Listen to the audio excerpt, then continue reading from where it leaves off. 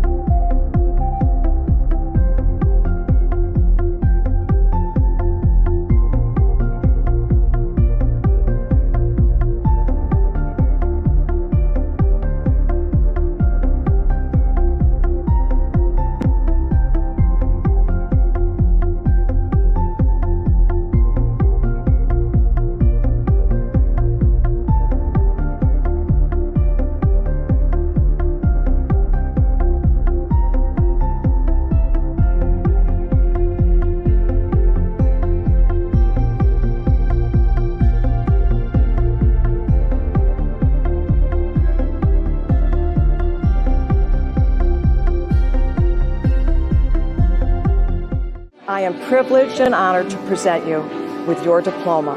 Congratulations! This was amazing. And just to have my family from Walmart, they've been with me through everything, through my strokes, my health issues, family losses. They have all been here.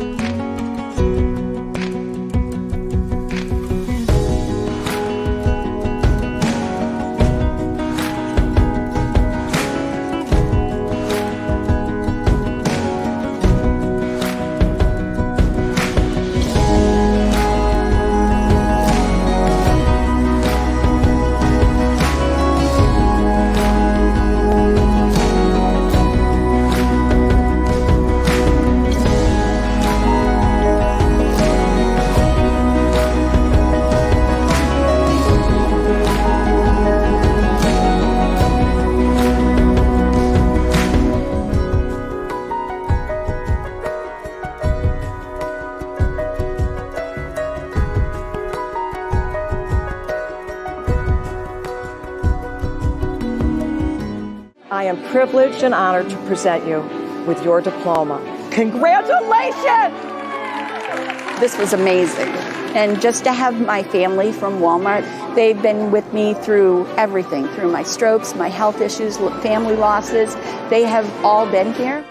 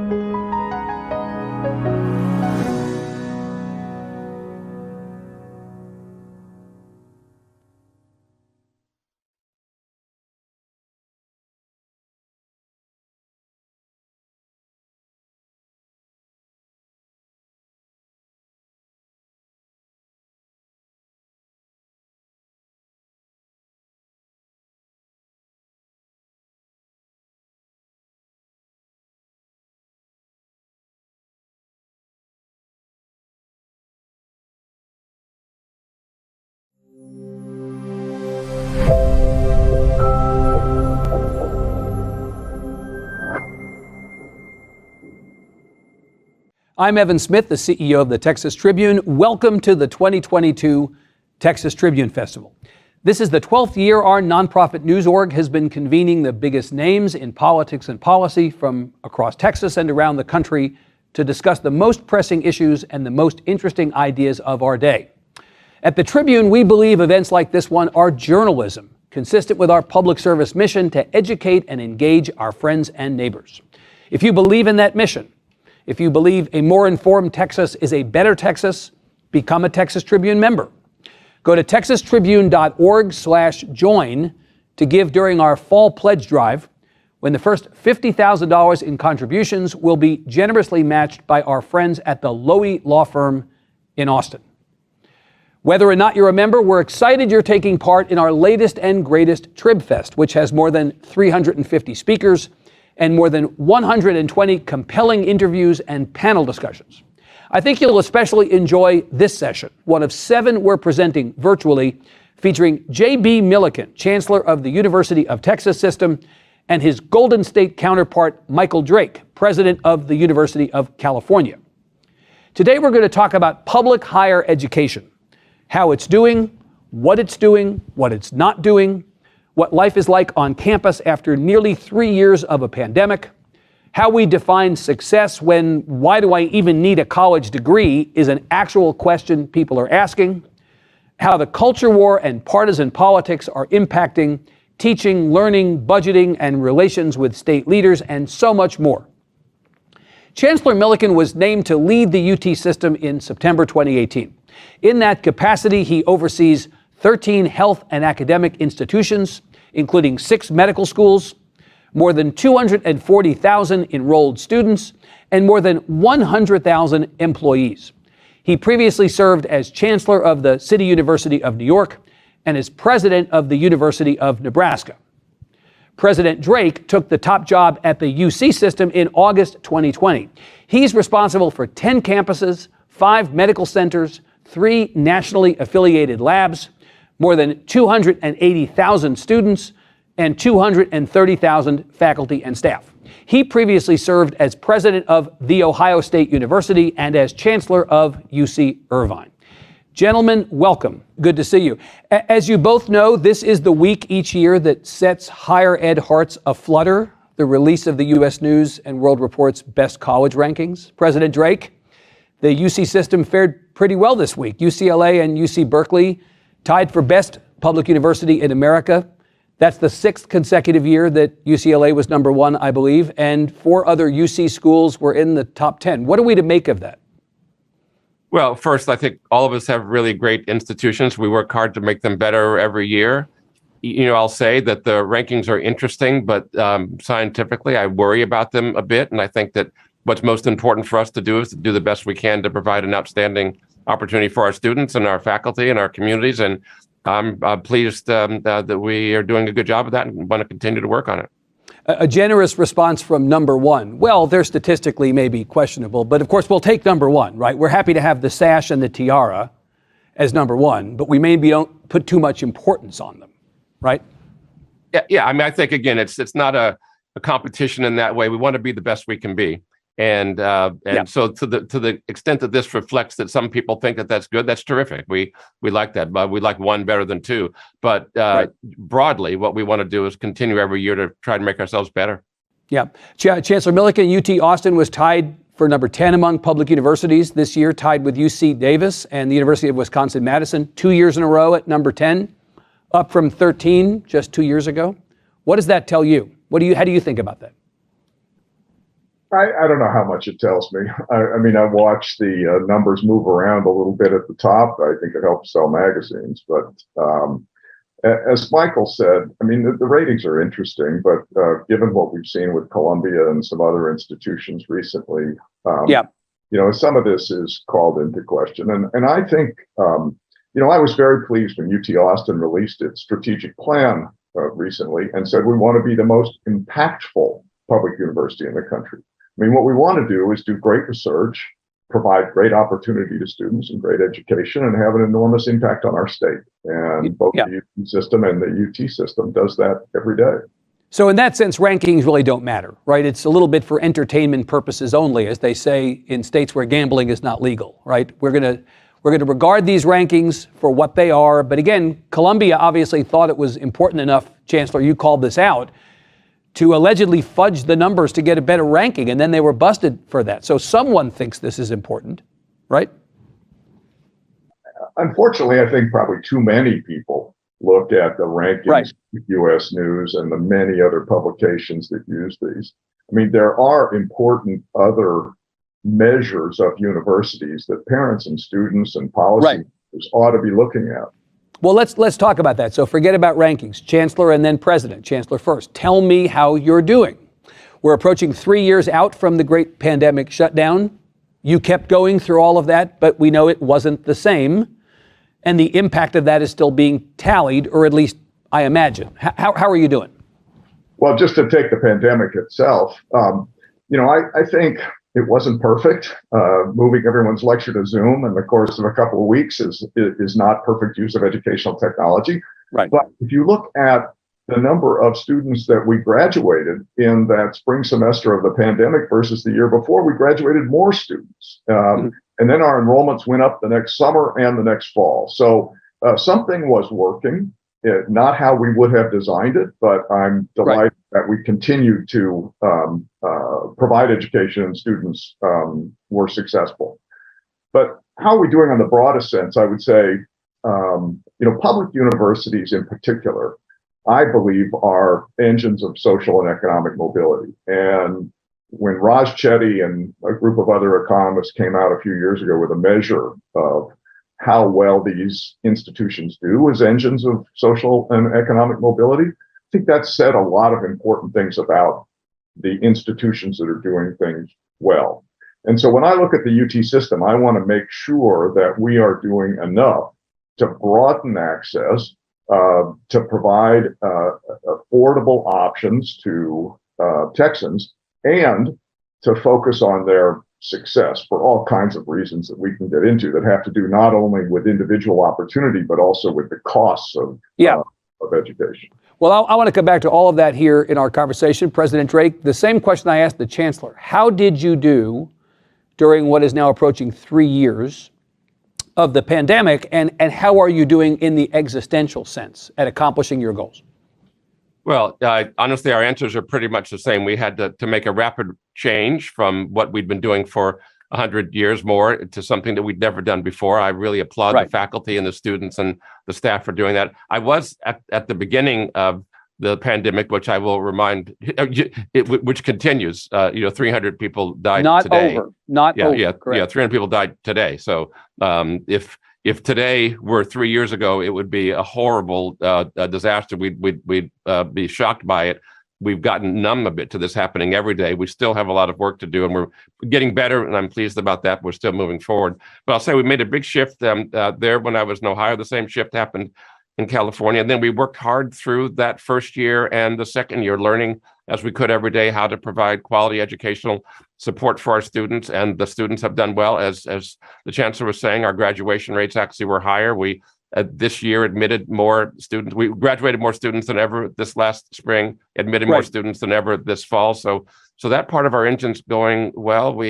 Our research actually has continued apace and has been nation leading in that, and we're pleased about that. We've had great support, honestly, from our state government during these last couple of years. We're actually grateful for that. So we've been able to continue to press forward. Yeah. I'll say something else that's important to me. We worked really hard on keeping our communities safe. And so we looked at the ways that we were protecting everyone protecting the health of our students and our faculty and our staff and our communities. And honestly, we all worked as relative bubbles with much lower morbidity and mortality than our surrounding communities, and dramatically lower than the country as a whole, because we worked hard to follow good science on keeping ourselves safe.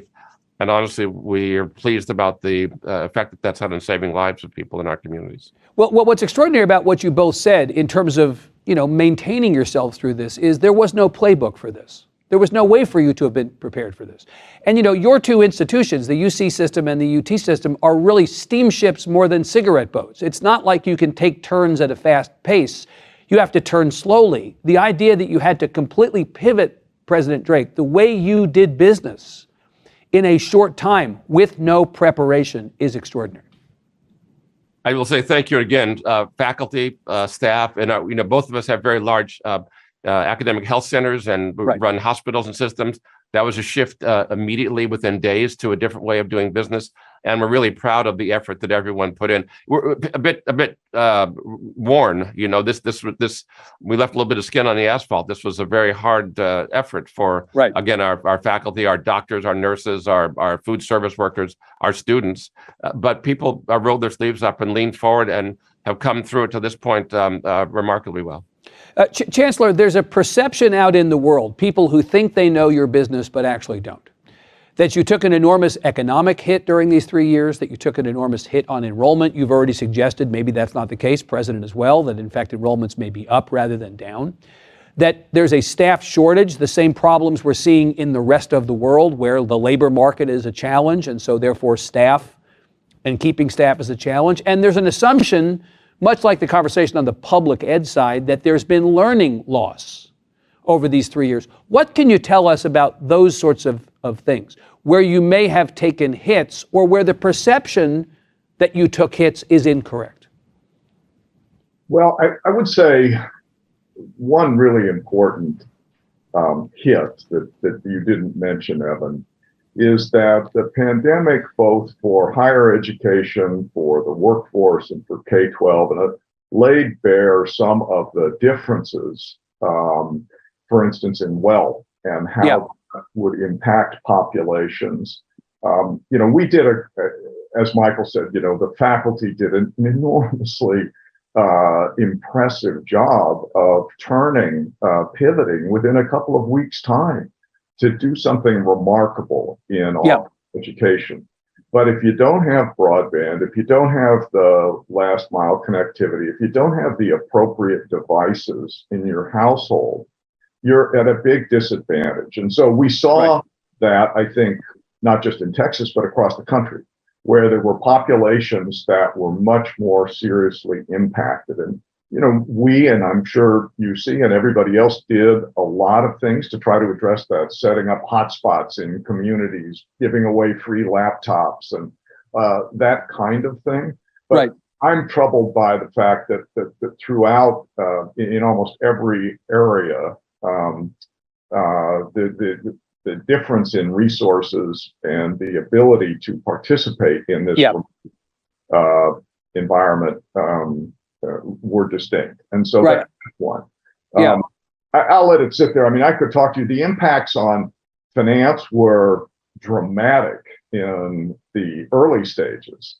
Our clinical operations were hemorrhaging money in the first few months. But between federal programs, which supported both our academic and our health institutions, and then adapting and recovering at our health institutions, we rebounded pretty well over the course of even that first year.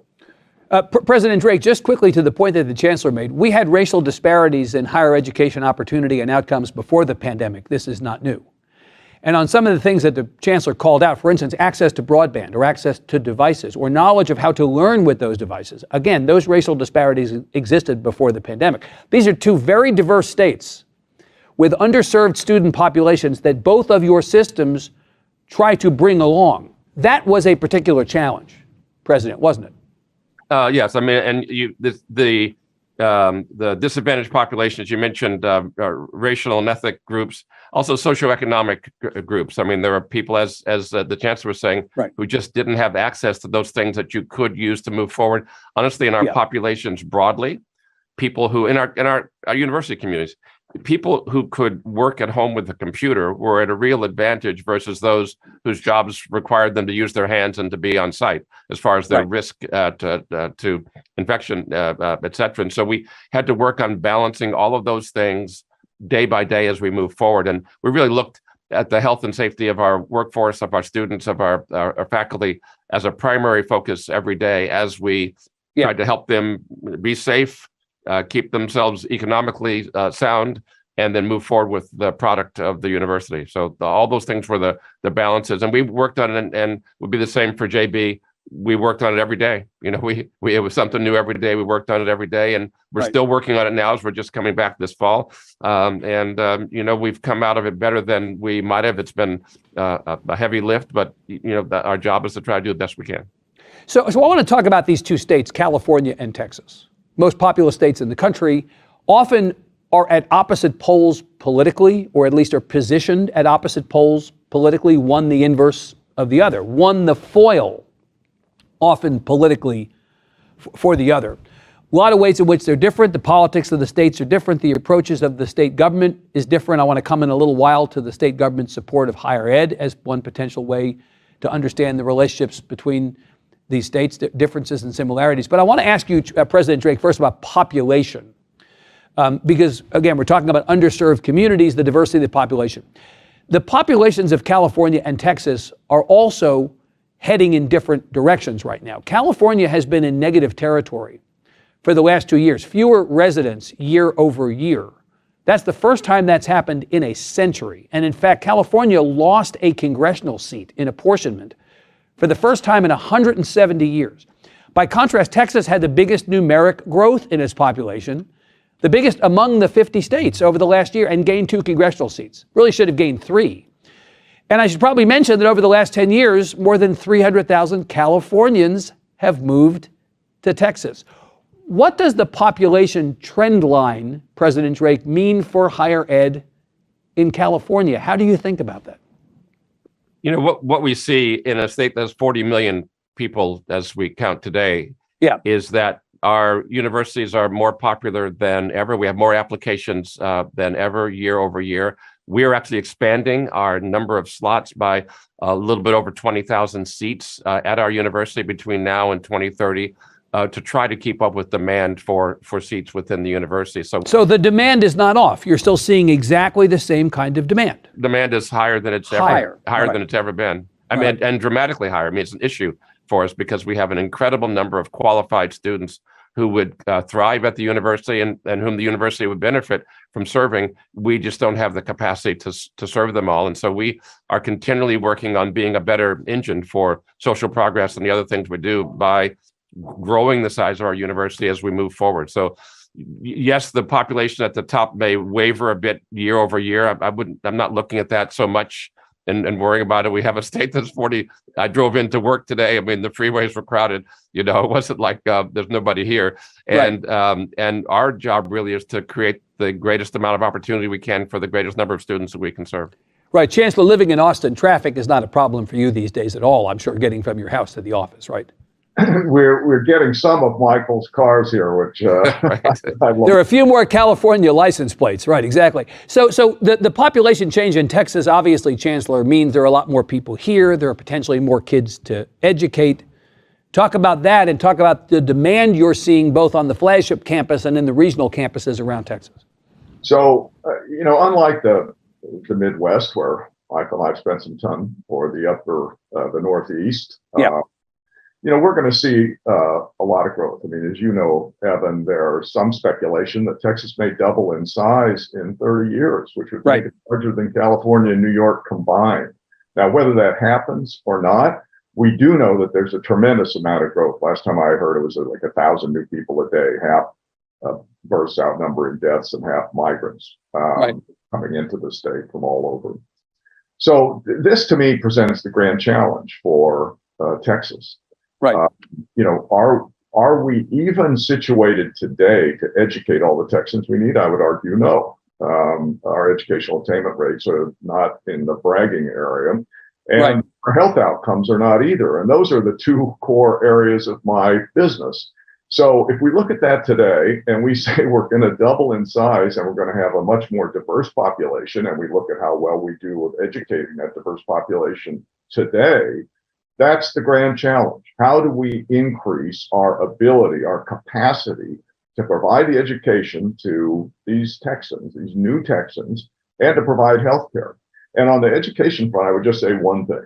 That is, we're not going to do it by replicating the UC system or the UT system. These are very expensive operations where we can't just go create new campuses all over. Now, UC Systems had a great experience with Merced, and we've had some experiences as well. Several of our campuses are only a few decades old, but that's not the answer. The answer has to be increased early college, high school, getting more of that education before you leave high school. It has to be more community college enrollments. And incredibly to me, we're seeing declining community college enrollments. That needs to go up. Much more online. I mean, we've seen what's possible, but we can get much better at it. And the fourth thing I'd say is it's really education beyond high school that's most important. It's not necessarily a four-year degree. And so this increase in short-term credentials and certificates, to me, can be a game changer for opportunity for people who are already mid-career or who are emerging from high schools and looking for entry-level jobs where they need certain skills. President Drake, the chancellor has called out not just the growth in population, but the rapid diversifying of the population in Texas. And you have a similar thing, of course, in the state of California. If I'm looking at the census numbers right, Texas right now is about 60% people of color.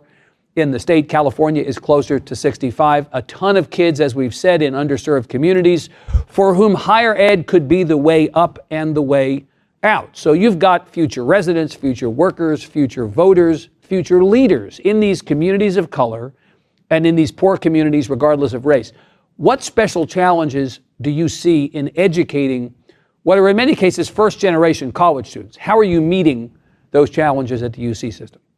Well, a couple of things. First, broadly in education, I think post-high school education of a variety of types is important. As the chancellor mentioned, we focus really on four-year education and graduate education, of course, and that's our segment. But we are very closely aligned with our community colleges and with our state university system to provide education for people post-high school in whichever fashion is the most appropriate. And I agree also that the concept of a four-year degree, whatever that is, I mean, there's nothing magical about that. And I think there's a lot of learning that can take place in different aliquots, different ways of providing educational material to people to learn things that help them in their lives. So we want to be actively involved in that.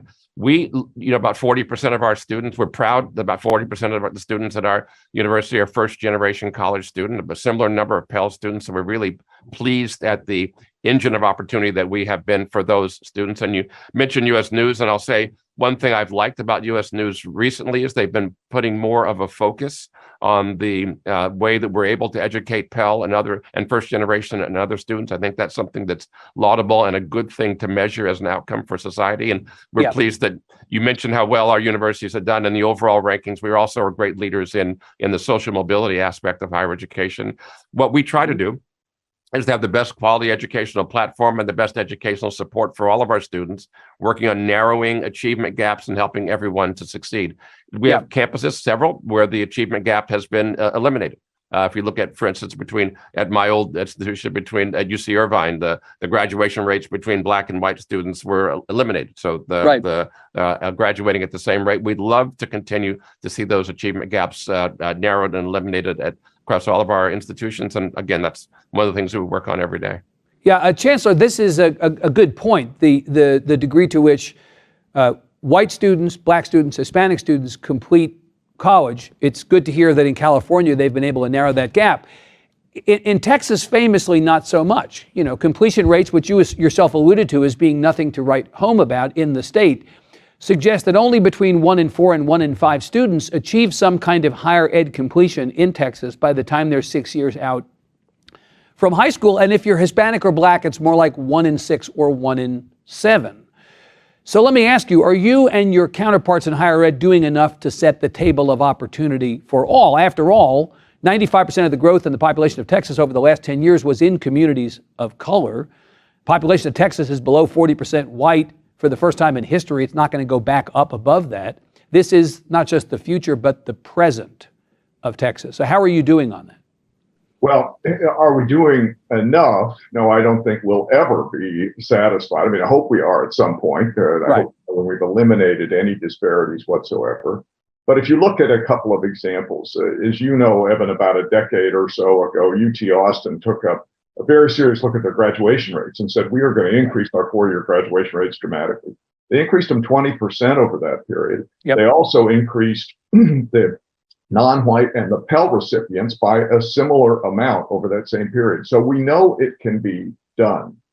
You know, one of the things that if people have been around this business as long as Michael and I have, some decades ago, all we talked about was the cost and affordability.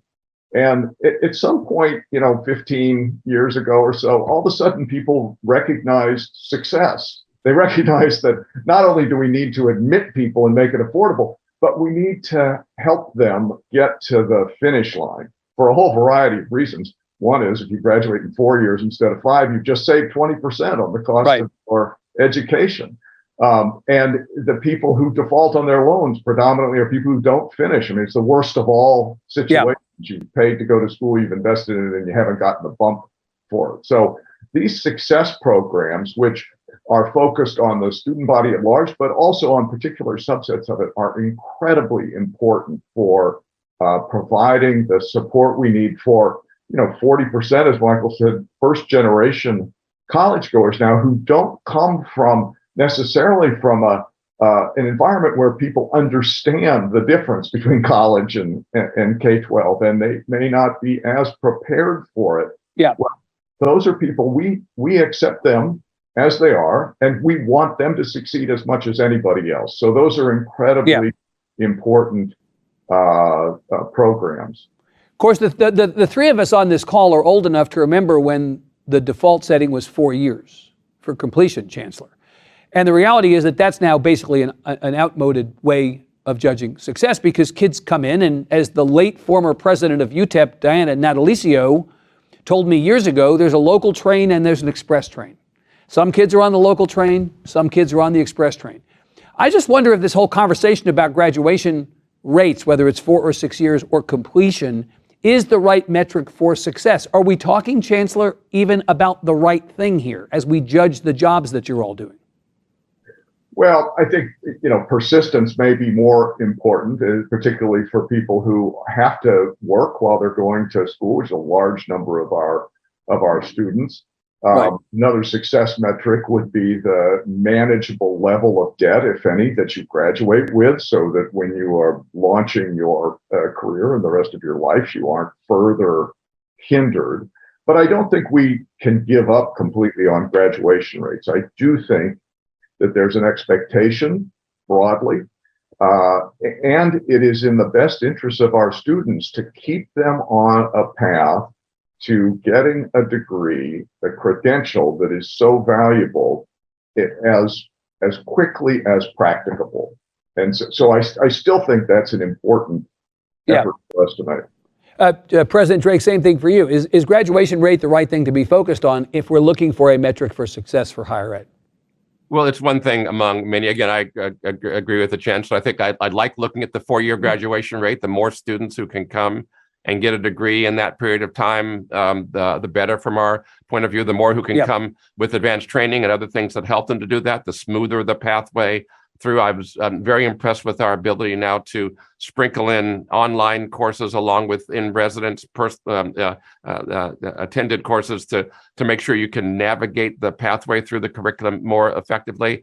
But I also know that there are people who, for a variety of reasons, might need an extra year or two. And so I think it's actually good that we measure the 4-year rate and the 6-year rate. We want the 4-year rate to be as high as it can be, but we also want to look at the 6-year rate as well to make sure that we are taking care of those people who need a little bit of extra time. It's not the only measure, but I think it's one that it's one of the things that we focus on to help us know that we're doing a good job. Chancellor, I've waited long enough to talk politics in this interview, so I'm going to now talk about politics with you. You know I can't resist. Everything in the world is political, as you know. Higher ed is unsurprisingly being drawn into the kind of fights that become the basis for ads during campaign season.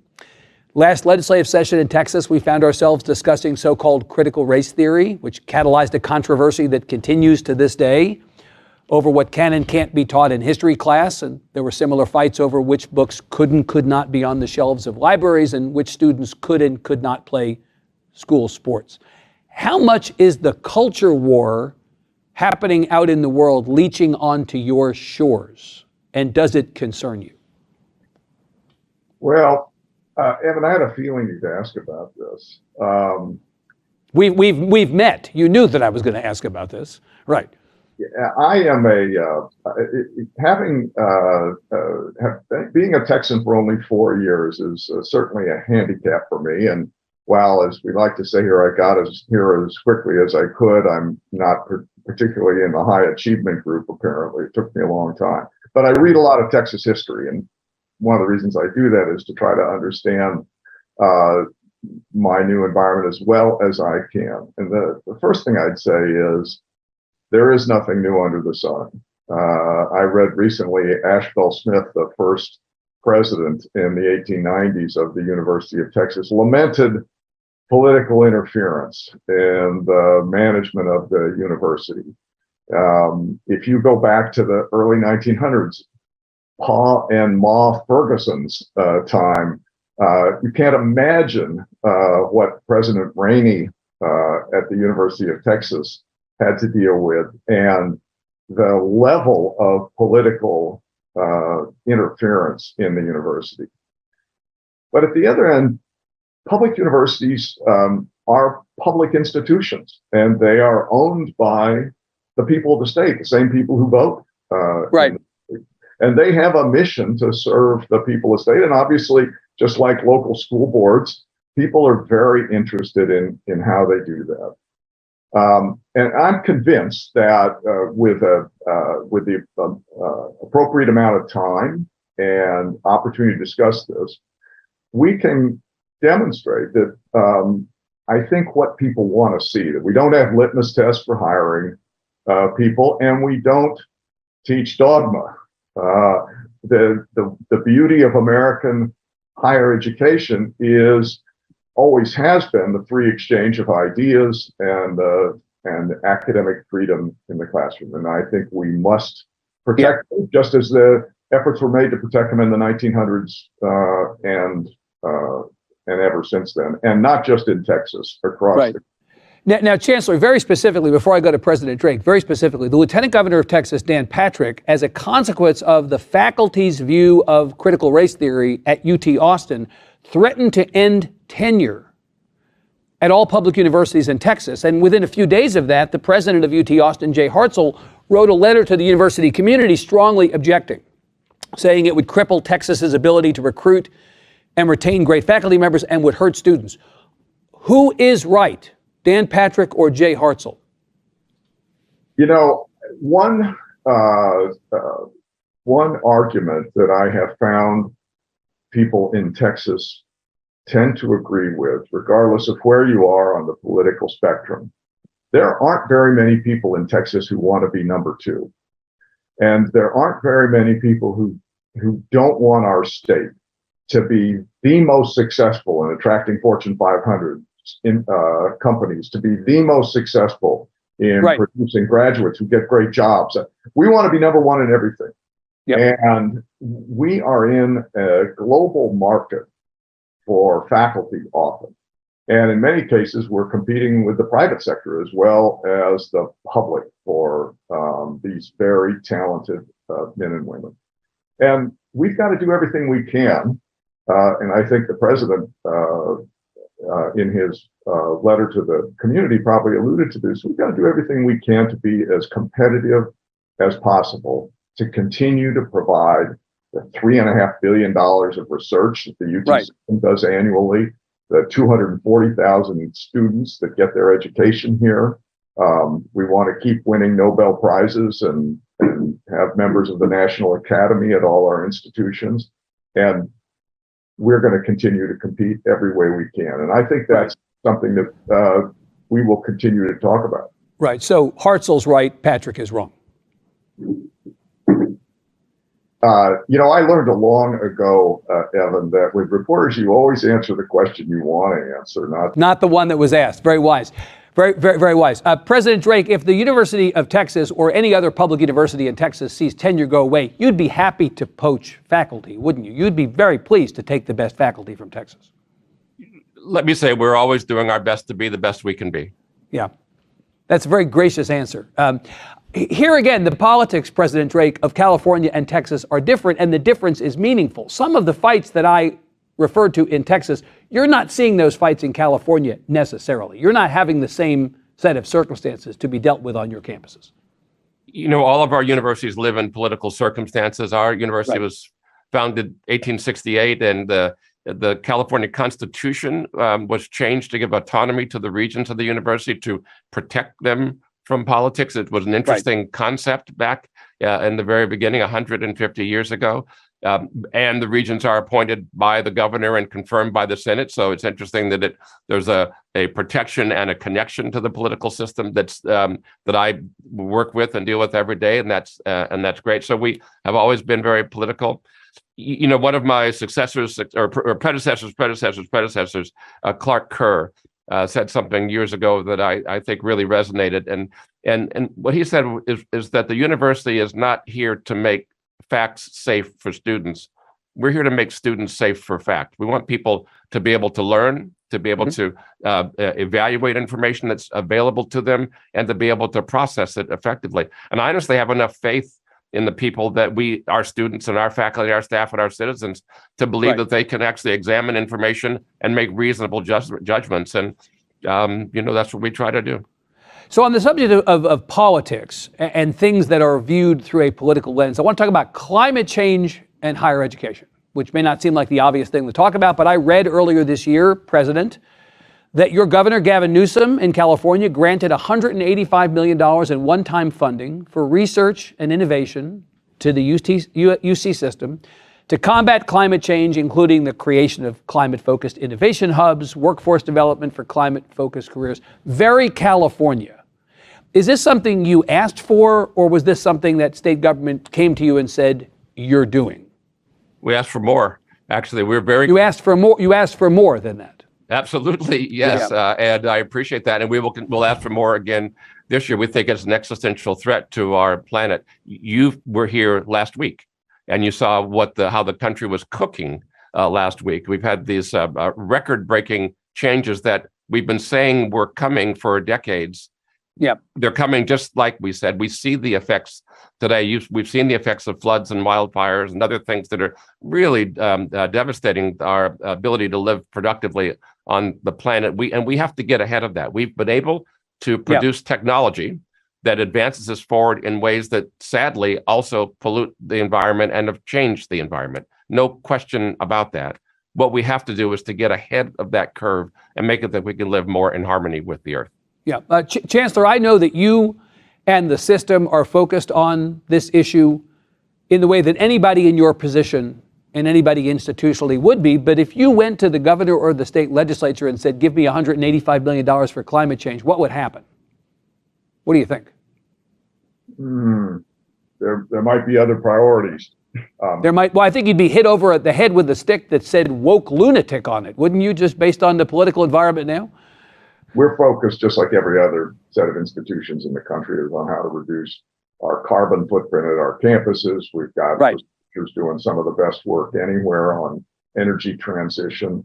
Our university lands, which is a rare treasure that no other institution has, with 2 million acres of the most productive oil and gas land in the world. We're also engaged in energy transition activities there, as my friends in the oil and gas business remind me we should be. So, in addition to oil and gas, we have miles-long solar fields now on that 2 million acres, and a leader in wind energy there. This is something that we take very seriously, but the energy transition is going to happen over a period of time. And in the meantime, it continues to support the University of Texas and Texas A&M universities. Right. On the subject of money from the state to fund priorities on both your campuses, first Chancellor and then President, are you getting enough money for higher ed from the state of Texas, Chancellor? Have you ever asked that question of a university leader and had them say, yes, if you have, I'd like to meet them. Yeah. So as you know, we're well supported by the state of Texas. I'll say that, and we're incredibly grateful for the support they provide.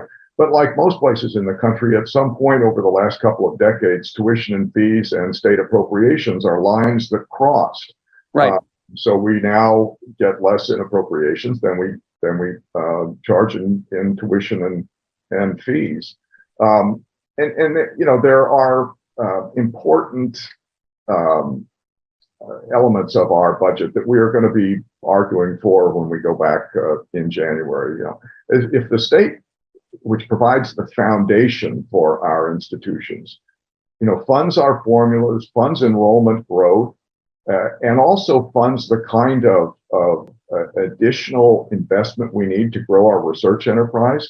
We love to hate California in a lot of ways, but the University of California system has been the gold standard for many decades. Yep. Look at how many AAU institutions are in the University of California system. Now, I don't care whether we have AAU institutions. What I want is, the AAU like the kinds of things that are measured by that and the impact that we have.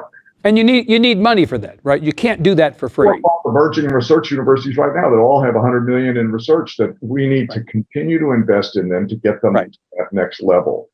Because as we grow, the state needs that. We only have 2 public universities in that level now. Yeah. President Drake, I was going to ask you if you felt like you got enough money from the state, but I also saw that earlier this year, in addition to funding the climate plan, the governor announced a 5% increase in budgeting for the UC system. Is that right? Year over year for 5 years, committed to it. Yes, that's the most in our history. We're really grateful to that. We had the best 2 years in our history these last 2 years, so we appreciate the state's support. I want to make sure I say to JB, we don't hate Texas. So we have colleagues and friends all over the country, and great friends there. But we've been supported well by the state government. State understands that, and really both houses of the legislature and the governor have been very supportive of us, and we appreciate that. And those extra investments allow us to do one of the things we're really interested in doing, and that is to continually decrease the debt load on our students, particularly students that come from lower income backgrounds. So we're national leaders in that, but want to continue to move forward and are grateful for the state support. Great. So we've come to my last question, which of course is the most important question. It's the one that everybody has watched this interview for me to ask, and it's the only thing anybody cares about, and that is about football. President Drake, why in the hell are you going to the Big Ten? And Chancellor Milliken, why in the hell are you going to the SEC? President Drake first, explain yourselves. There are a lot of people out here wondering if you've lost your minds. President Drake. No, I would say that I was very active in collegiate athletics for many years.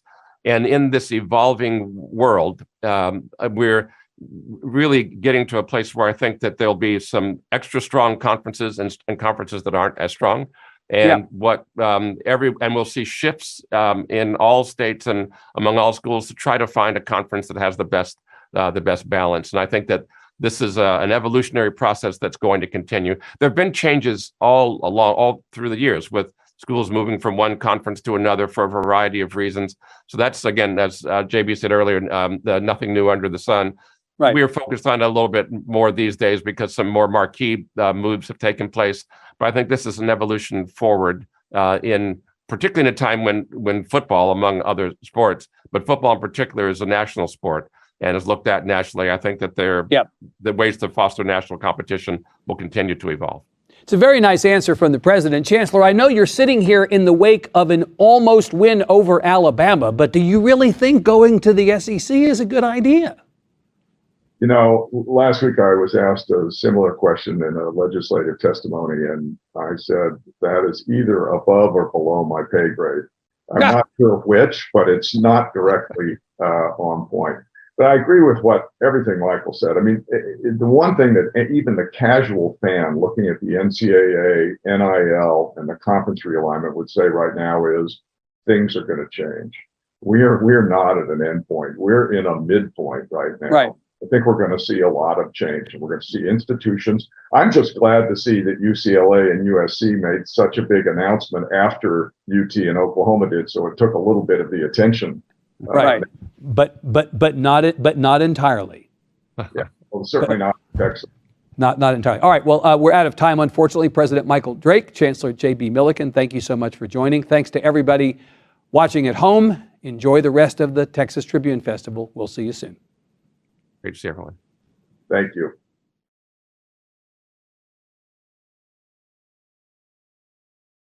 I am privileged and honored to present you with your diploma. Congratulations! This was amazing. And just to have my family from Walmart, they've been with me through everything, through my strokes, my health issues, family losses. They have all been here.